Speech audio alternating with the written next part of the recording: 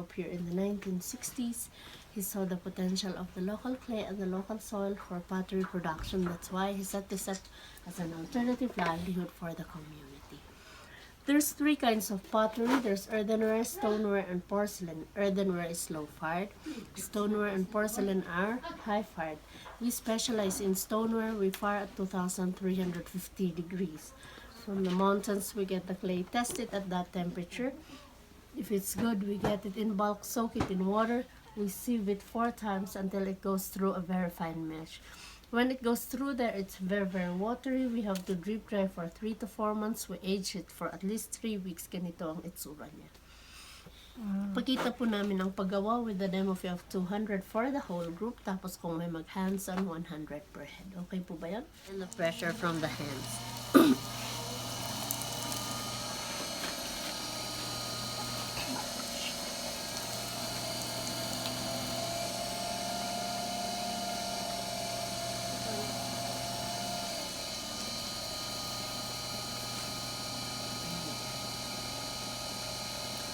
Once it's centered, everything starts with a cylinder. To make the cylinder, I have to pull the clay from the bottom to the top gradually, using pressure from my left and right hand.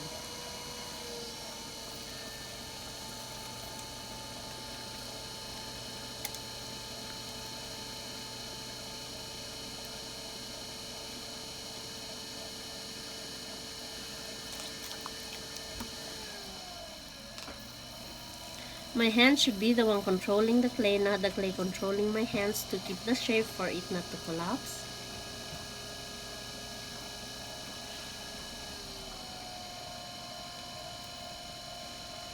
This is the very basic shape. From here you can make a jar, a bowl, or different shapes. At this point, there's more pressure from my inside hand, pushing it outwards, supporting from my right.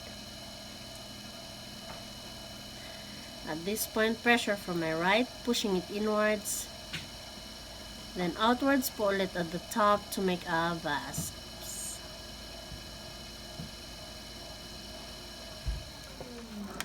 Wow!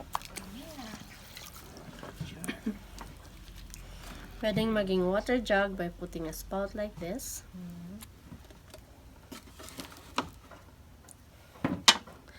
That's all I can do right now. I let it dry for 5 days. After 5 days, we put the handle, trim the bottom, then we dry it for 1 month, air dry only. Put it in the oven for 12 hours of firing. Maghintay po kami ng 2 days of cooling down. We bring it out, then apply the glazes. After glaze application, we have to cook it again for 14 to 16 hours of glaze firing in order for the color to come out and for it to become shiny. Kasi po hindi pintura na apply natin, makikita na kagad ang kulay. Kailangan pong iluto para lumabas ang kulay niya. Kaya very safe po siya for food containers. They are microwavable and the color doesn't fade. Sino pong gustong madumihan?